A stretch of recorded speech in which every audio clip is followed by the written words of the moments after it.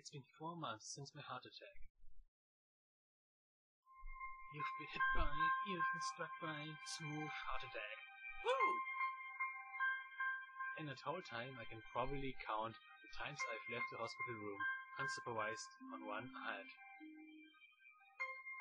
4 months is a pretty long time. Sorry? When you're left alone with your thoughts. So I've had plenty of time to come to terms with my situation. Arrhythmia. Wow, I can actually pronounce that. A strange word, a fruity alien one. One that you don't want to be in the same room with. I don't want to be in the same room as you, either. A rare condition that causes the heart to act erratically and to occasionally beat way too fast. It can be fatal. As can be love. Ever read One More Day? Apparently I've had it for a long time. They said it was a miracle that I was to go on so long without anything happening. Of course nothing happened. I'm the goddamn Batman.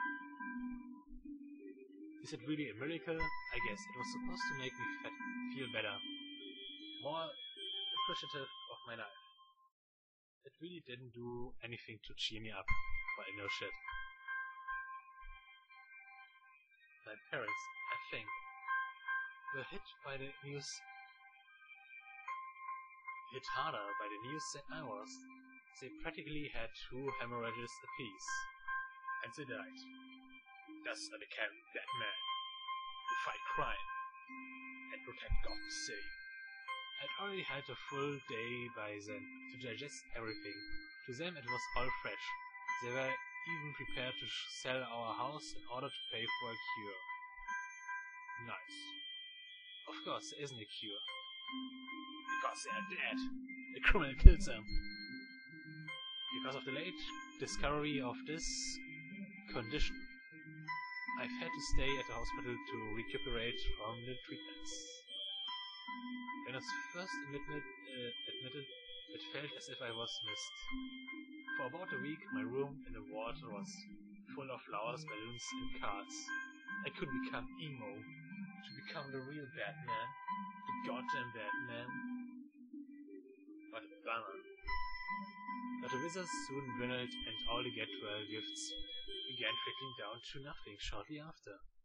Therefore I was able to fight like a bat, because all those bats in my room were teaching me how to become a bat. And thus I created this new character, the Batman.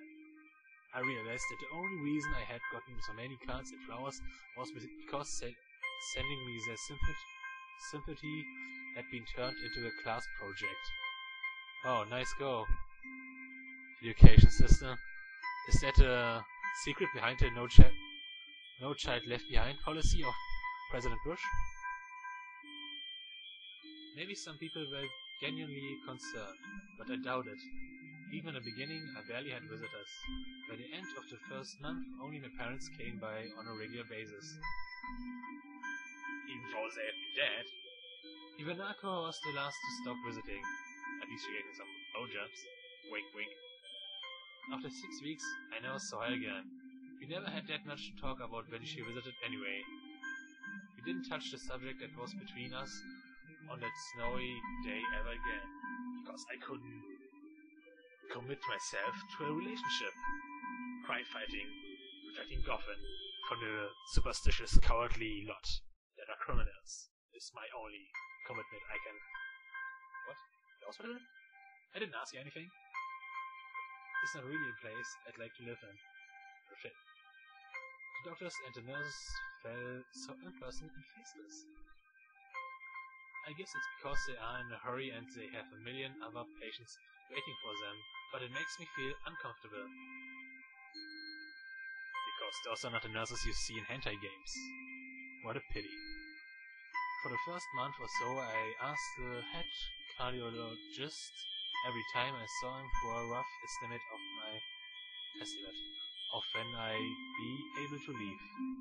He never answered anything in a straightforward way, but told me to wait and see if the treatment and surgeries worked. Yeah, since he starts monologuing so badly.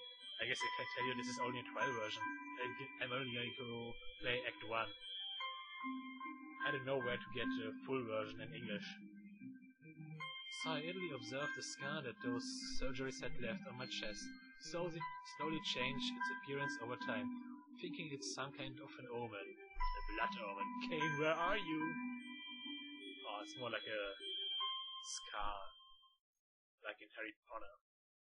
I think it was Voldemort. Voldemort gave me a heart attack. I still attack. I still ask the head cardiologist about leaving.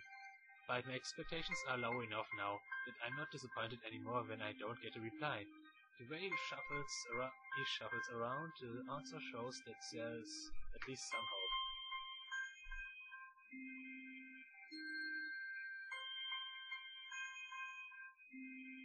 At some point I stopped watching TV. I don't know why I just did. Well, that's why the polyglot became crazy and dressed like a bat. Hymns to the best.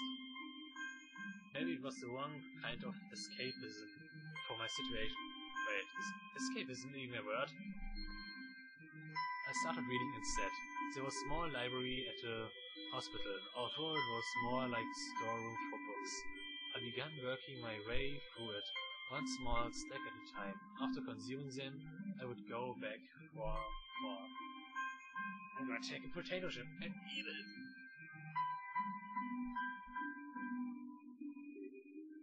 Yeah, that's when he started learning his detective skills. To become the detective. I found that I liked reading, and I think I even became a bit addicted. I started feeling naked without the book in my hands. Okay. But I loved the stories about bats. That was what my life was like. Story? The days became increasingly harder to distinguish from each other, differing only by the book I was reading and the weather outside. I felt like time blurred into some kind of gooey mess I was trapped inside instead of moving within. I can really improvise with him. It really is boring to listen to his monologuing.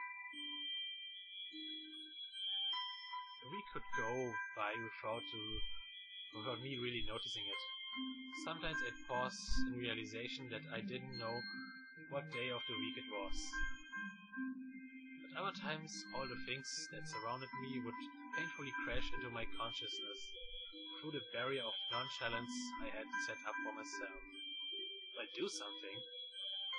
Pages of my book could start to feel sharp and burning hot, and the heaviness in my chest would become so hard to bear that I had to put the book aside and just lay down for a while, looking at the ceiling as if I was going to cry.